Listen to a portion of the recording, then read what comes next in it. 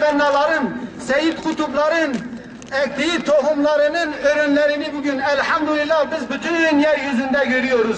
Değil Orta Doğu'da, değil İslam aleminde.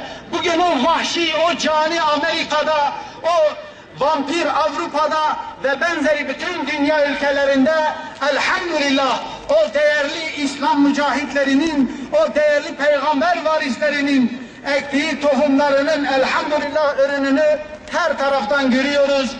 Bu İhvan-ı Müslümin cemaatinin lideri olan Hasan el-Benna rahmetullahi aleyhi ilk şehit olduğu zaman bunun cenaze namazını kılacak ve bunu defnedecek hiç kimse etrafında yoktu.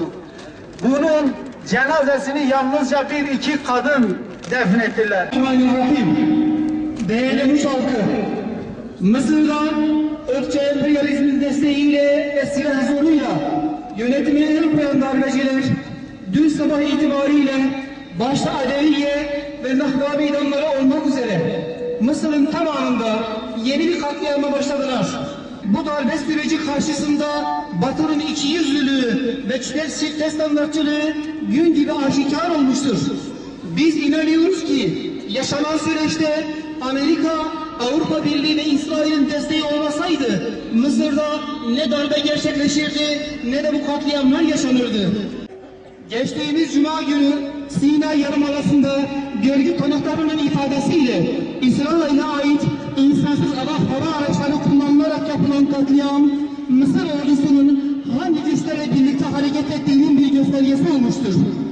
Amerika'nın Mısır ordusuna İsrail'in güvenliği karşılığında her yıl yaptığı yardıma devam etmesi ve Cunta'nın yaptığına darbe bile diyememesi de temel insan hak ve özgürlükleri noktasında hangi safha durduğunun yeni bir ifşasıdır.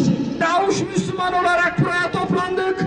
Kardeşlerimize desteğimizi ifade etmek için burada bulunuyoruz.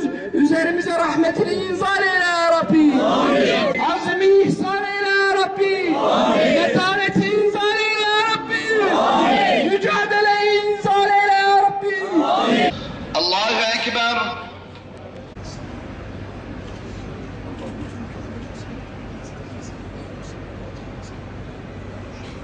Allahu Ekber. Esselamu Aleyküm ve Rahmetullah. Esselamu Aleyküm ve Rahmetullah.